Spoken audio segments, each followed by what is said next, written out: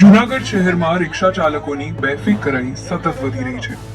શહેરના મુખ્ય માર્ગો પર નિયમોને અવગણીને રિક્ષા દોડાવાતી હોવાના કારણે અકસ્માતોની સંખ્યા વધતી જઈ રહી છે.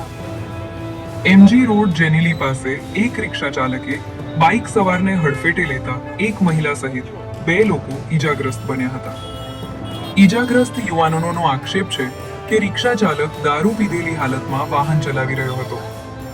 શહેરમાં આવા અનેક બનાવો બની રહ્યા હોવા છતાં તંત્ર તરફથી કડક કાર્યવાહી ન થવાથી રિક્ષા ચાલકોના હૌસલા વધ્યા હોવાનું જણાઈ રહ્યું છે.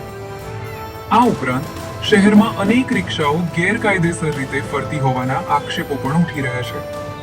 રિક્ષાની પાસિંગ, વીમા તથા પીયુસી, લાયસન્સ, આરસી બુક, મહત્વના દસ્તાવેજો જેવા મહત્વપૂર્ણ દસ્તાવેજોની નિયમિત તપાસના અભાવે પ્રવાસીઓ અને પેસેન્જરોની સલામતી પર મોટો સવાલ ઊભો થયો છે. તેમજ રિક્ષાઓને આડેધડ પાર્કિંગ કરીને ટ્રાફિકના નિયમોનો ઉલાળ્યો રિક્ષા ચાલકો કરી રહ્યા છે. પરંતુ પોલીસ તંત્ર આંખ આડા કાન કરી રહ્યું હોવાનું ચર્ચાઈ રહ્યું છે. નાગરિકોમાંથી માંગ ઉઠી રહી છે કે પોલીસ તંત્ર હવે કડક બની રિક્ષાઓની ચકાસણી શરૂ કરે. જો સમયસર કાર્યવાહી નહીં થાય અને કોઈ મોટી દુર્ઘટના સર્જાશે તો તેની જવાબદારી કોણ લેશે એવો ગંભીર પ્રશ્ન શહેરવાસીઓ પૂછાઈ રહ્યો છે. સોહિલ છે, ઇકબાલ છે, સામદા.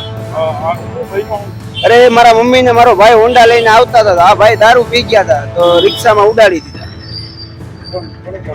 મારા મમ્મી ને મારા ભાઈ ને હોન્ડા બાઇકમાં. હા ભાઈ.